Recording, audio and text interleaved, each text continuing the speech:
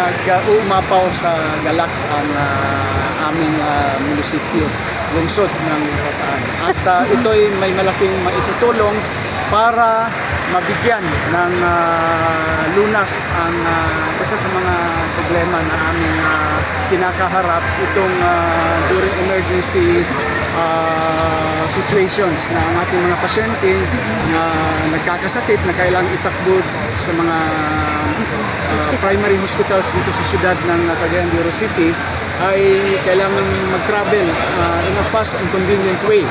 And of course, kaning ating PTV will be a very big help to our health concerns.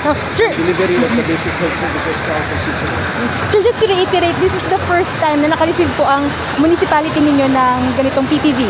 Yes, from the PCSO Sabihin natin, office. sir. So, Sabihin natin, sir, this is the first time na nakareceive. yes, this is the first time that our municipality and we are really very happy and glad and we are giving our